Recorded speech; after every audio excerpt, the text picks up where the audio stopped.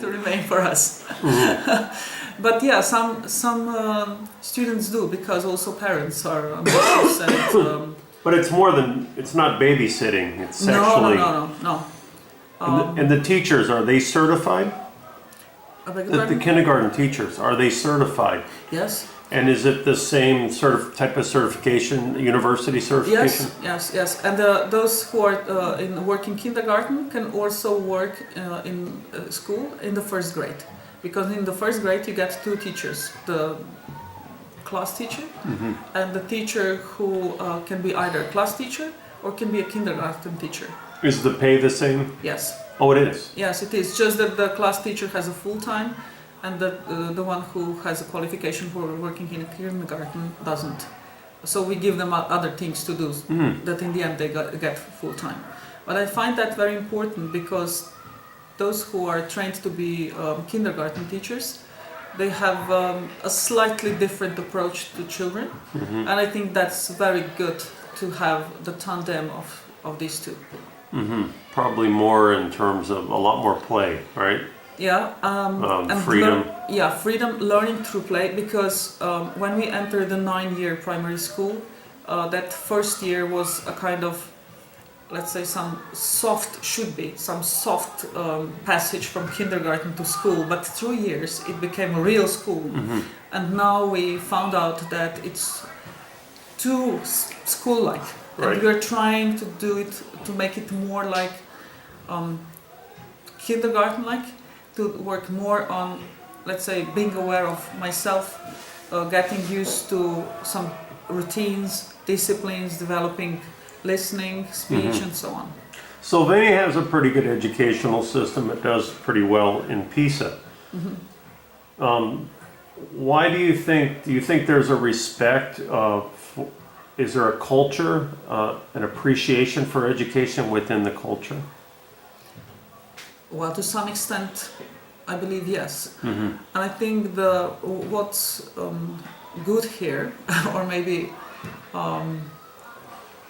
our advantage, Slovenian language is quite difficult to learn, right? I don't know. Yeah. I couldn't tell you. You wouldn't want to know. Okay, but like I believe Finnish it. language, right? Yeah, it seems a bit difficult. Huh? And we don't get much migrants here, many migrants, because it's really difficult, and we still somehow keep education in Slovenian language.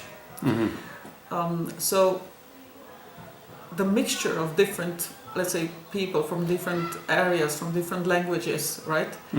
I think it's quite difficult when we get migrants here and the students who come from other countries.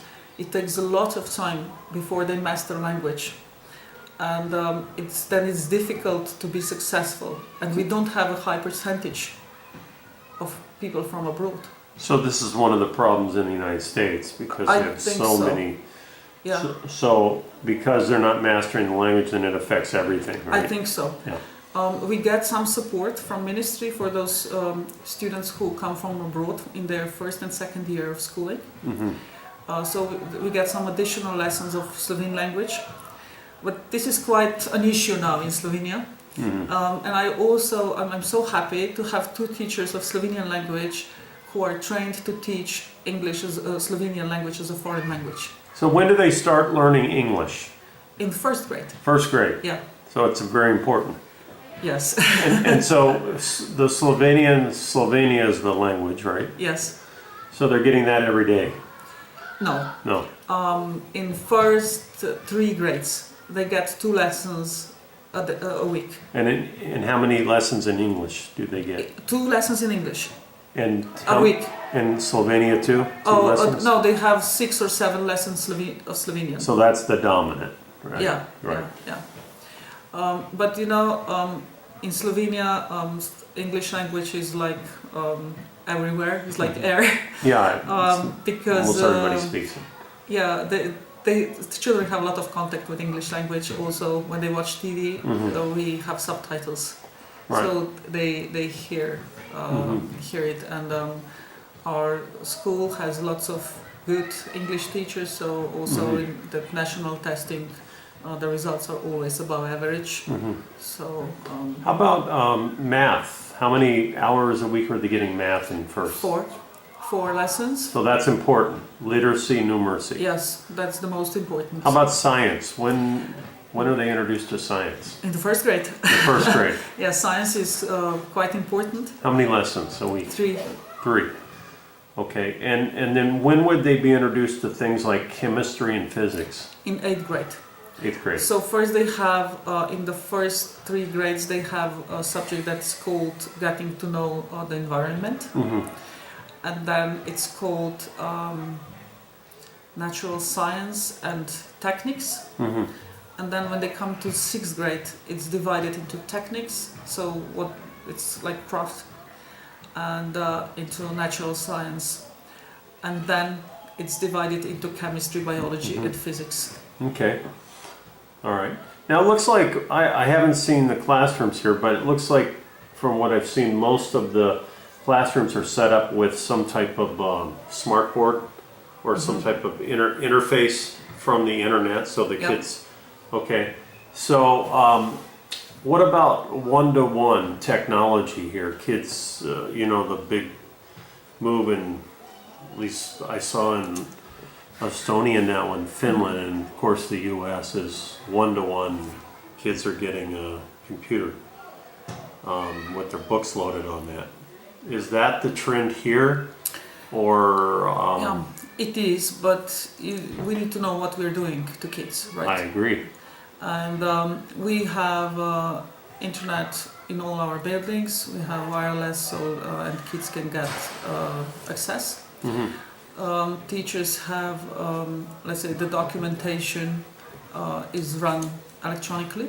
So let's say it's quite logical that I can check now what they are doing at some other unit, right? Their grades are electronic, so Yes. their parents can check Yes. the kids' grades online. Yes. Yes, Okay. they can, but they have to pay.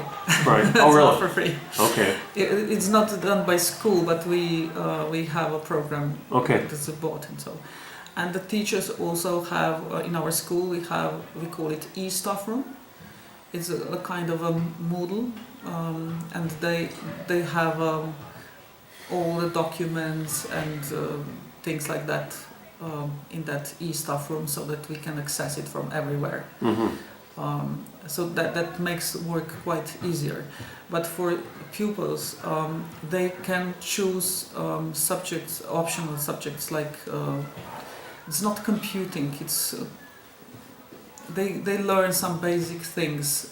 It's not, let's say, what's popular now in Word, to teach them coding and things like that. So most of their studies are in books here. Most are in books. There are some things that can be done, let's say, with modern technology. They have tablets, they have computer classroom.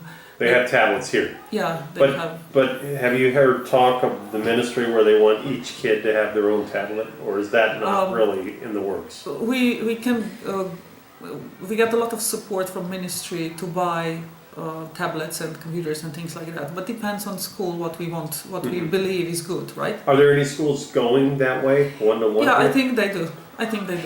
It's quite autonomous. Probably it usually depends on the head teacher and let's say how strong interest there is in staff room. But you've heard some schools that are 100%. I don't think so that there's any school 100% Right. one-to-one. No.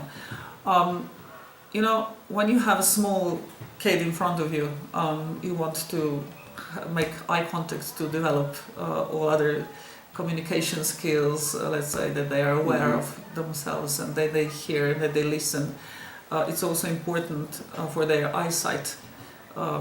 They cannot have something all the time here. They need to feel, let's say, when someone throws a ball, where and when to catch it. So that's very important. So sports is the basic, maybe. Right. And we have a lot of technology here, but I see that it's not used to large extent. Because the teachers aren't trained correctly, or just because they... Yeah, Or they don't think it's that important? Yeah, one thing is training, the other thing is motivation.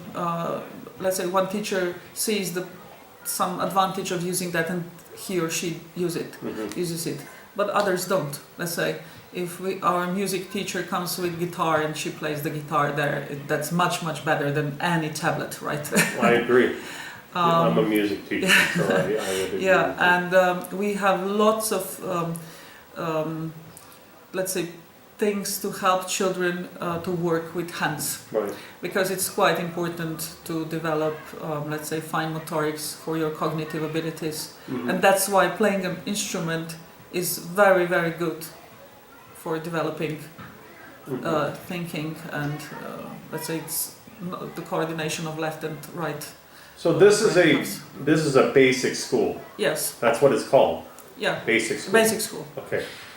We're almost done here, but just a couple more questions. So in the U.S., it's everything. The big new word out, the big buzzword is STEAM or STEM. I'm sure you're familiar with these acronyms. Yeah. MINT in German. Yeah, STEAM. You're a STEAM school. You're a Yeah. STEM school. Yeah. But is that in Finland? We're a basic Yeah. school, Yeah. and here it's just basic Yeah. education. Yeah. So this thing about STEAM and STEM is not really that big a deal because kids are just learning a basic education. Would you Yeah. agree with me on that or no? Yes. You need to develop all sorts of skills, different abilities before you find out what will be the strongest point of the child and let's say where the child is weak and to support him or her. I don't think you need to give them a broad perspective, open the Right. horizons.